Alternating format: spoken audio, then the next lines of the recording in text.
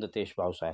માહિતી અધિકાર અધિનિયમ એટલે કે આરટીઆઈ સૂચનાનો અધિકાર વર્ષ 2005માં મનમોહન સિંહની સરકારે જે ભારતના દરેક નાગરિકને સૂચનાનો અધિકાર આપ્યો એ અધિકારના માધ્યમથી ખૂબ જ મોટા ભ્રષ્ટાચારો બહાર પડ્યા અને આજની તારીખે પણ ભ્રષ્ટાચારની વાત આવે ત્યારે આરટીઆઈ એક ખૂબ જ મોટો શસ્ત્ર છે ભ્રષ્ટાચારની સામે લડવા માટે। પરંતુ આ આરટીઆઈને બુઠ્ઠો કરવા માટે સમયાંતરે અનેક સરકારોએ અનેક પ્રયાસો કર્યા અને મહદ અંશે આ કાયદાની ગોર પણ ખોદી નાખી છે।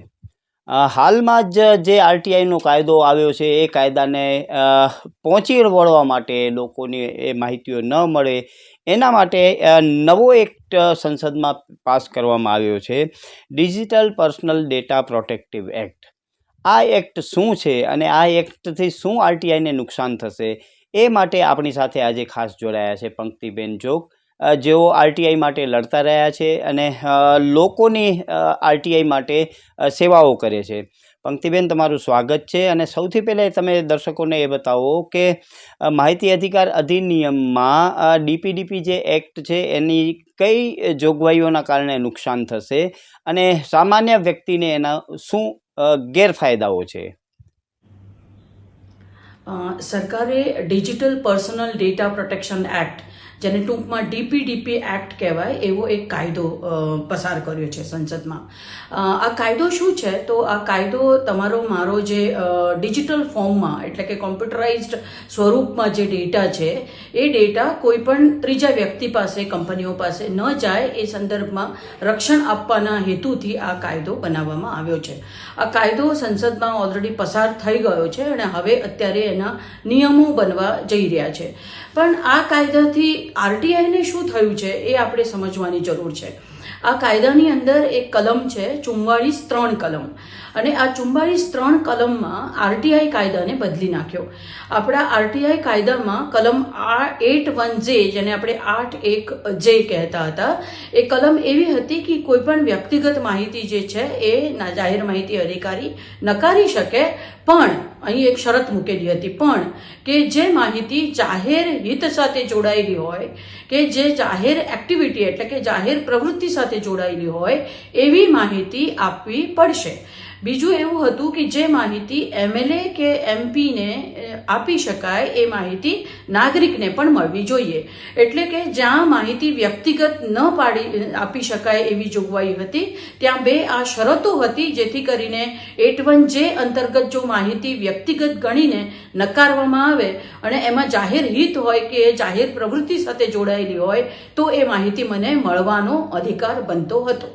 હવે ડીપીડીપી એક્ટમાં કલમ 44(3) અંતર્ગત આ 8(1)J ની જોગવાઈને બદલવામાં આવી।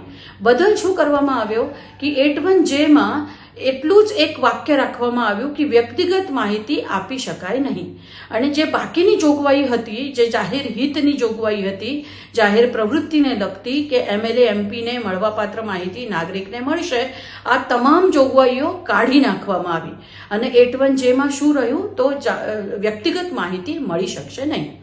હવે ડીપીડીપી એક્ટની અંદર વ્યક્તિગત માહિતીને પણ વ્યાખ્યાયિત કરવામાં આવી। વ્યક્તિગત માહિતી એટલે શું? તો સૌથી પહેલા વ્યક્તિ એટલે શું? તો વ્યક્તિ એટલે કે નાગરિક, વ્યક્તિ, કંપની, કોર્પોરેટ, એસોસિએશન, જૂથ, કોઈ પણ પ્રકારનું કોઈ મંડળ, આ બધાને કાયદાકીય રીતે કોઈ વ્યક્તિ હોય તો પણ એને વ્યક્તિ ગણવામાં આવ્યા છે। અને વ્યક્તિગત ડેટા એટલે આ તમામને લગતું નામ, સરનામું, એને લગતી કોઈ પણ માહિતી, એને ઓળખી બતાવતી કોઈ પણ માહિતી, એ બધી જ જે છે એ વ્યક્તિગત માહિતી થઈ।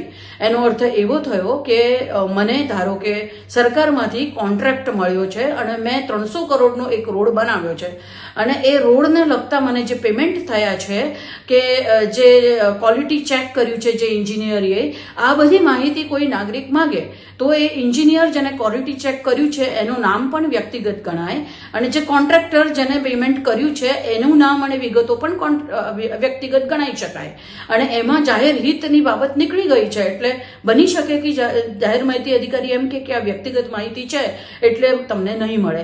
આવી રીતે સરકારમાં જે પણ થર્ડ પાર્ટી પેમેન્ટ જેને આપણે કહીએ છીએ કે થર્ડ પાર્ટી એજન્સીને આપેલું કામ, એને સાથે થયેલા કરાર, આ તમામ વસ્તુમાં જે છે ને વ્યક્તિગત માહિતીની વ્યાખ્યા આટલી વિશાળ હોવાથી હવે એ તમામ માહિતી વ્યક્તિગત ગણી અને આપણને નકારે એવું બની શકે.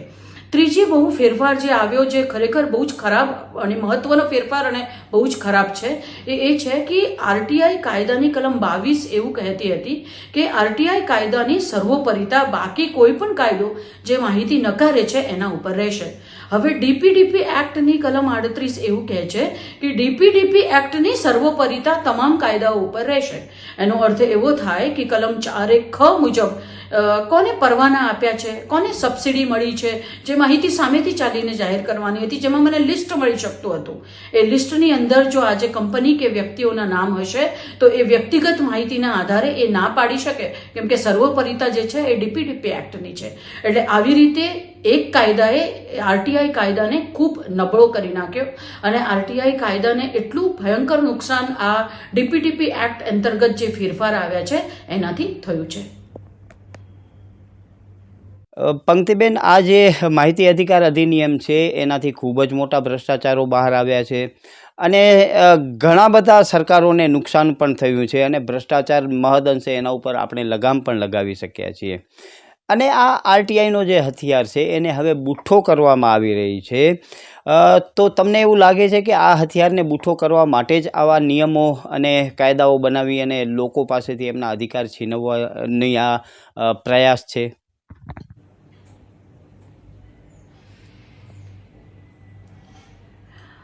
કોઈ પણ સરકાર આવે ને ત્યારે નાગરિકોને હંમેશા સારા ગવર્નન્સ એટલે કે સારું શાસન આપવાનો વાયદો કરતા હોય છે.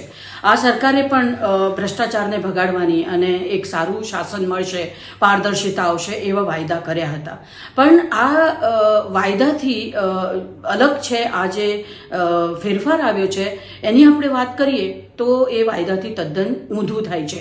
કેમ કે આ ફેરફાર એવો છે કે જે ભ્રષ્ટાચાર કરનાર કે એને છાવરનાર તંત્રની અંદર જે પણ અધિકારીઓ કે કર્મચારીઓ હશે કે જે એજન્સી જેને ગેરરીતિપૂર્વક કામ કર્યું છે કે સરખું કર્યું નથી કે સરખું કર્યું છે પણ એના વિશે નાગરિકોને માહિતી જોઈએ છે, તો એ એજન્સી, કોર્પોરેટ કંપનીઓ, વ્યક્તિઓ, કોન્ટ્રાક્ટર એ બધાની નામ, સરનામા, વિગતો, એમને કરેલી પેમેન્ટ, આ બધી માહિતીને પણ વ્યક્તિગત માહિતીની કેટેગરીમાં મૂકે છે. એનો અર્થ એવો થાય કે આ માહિતી નાગરિકોને જે આજ દિન સુધી મળી શકતી હતી, જેના આધારે નાગરિકો માત્ર ગેરરીતિ ખુલ્લી પાડવાનું કામ કરતા નહોતા પણ એ ગેરરીતિની સામે આવાજ ઉઠાવવાનું કામ પણ કરતા હતા, એની ફરિયાદો આગળ ઓડિટ ડિપાર્ટમેન્ટ સુધી કે વિજિલન્સ ડિપાર્ટમેન્ટ સુધી પહોંચાડતા હતા અને એનાથી ક્યાંક ગવર્નન્સ સુધરતું હતું.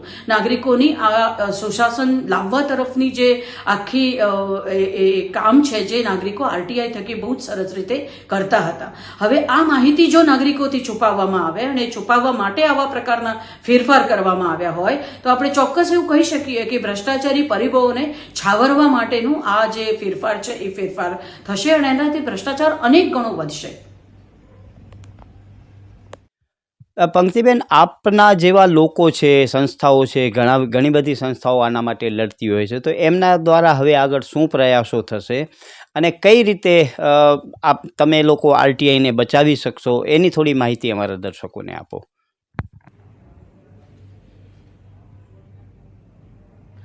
આપણે જાણ્યું કે આ ફેરફાર તો આવી ગયો છે અને સરકાર હવે એના નિયમો બનાવવા જઈ રહી છે. મતલબ કાયદો બને ત્યારે નિયમો બન્યા પછી એનો અમલ શરૂ થાય. હવે અમલ શરૂ કરવા તરફ જ્યારે સરકાર જઈ રહી છે ત્યારે આપણે શું કરી શકીએ? જ્યારથી આ ફેરફાર વિશે વાત આવી છે ત્યારથી લોકો એ જ પૂછે છે કે બેન અમે શું કરી શકીએ છીએ.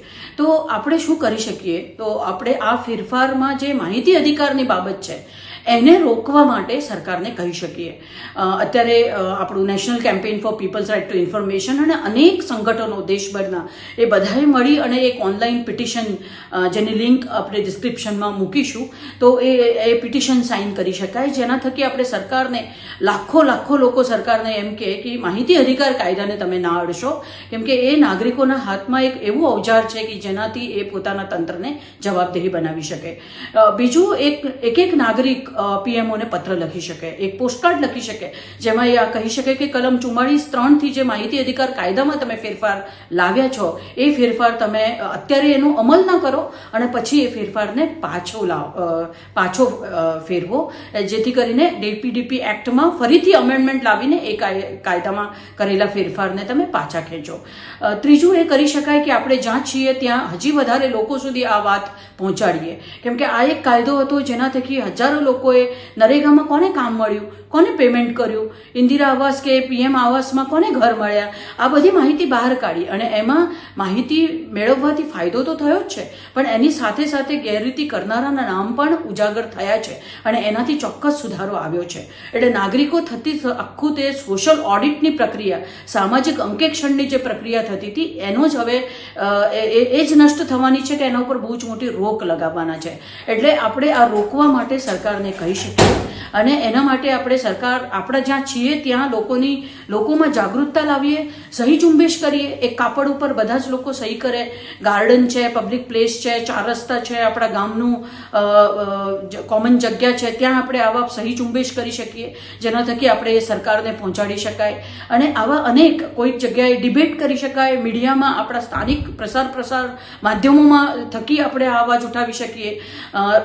જેમ ગુજરાતમાં આરટીઆઈ એકતા મંચ છે, એવી રીતે દરેક જગ્યાએ પોતપોતાના નાના સંગઠનો છે, જે આરટીઆઈ નાગરિકોના સંગઠનો છે, તો આ બધા સંગઠનો પણ આવી રીતે આવેદનપત્ર આપીને કે પીએમઓને પત્ર લખીને કે સરકારને પત્રો લખીને એનું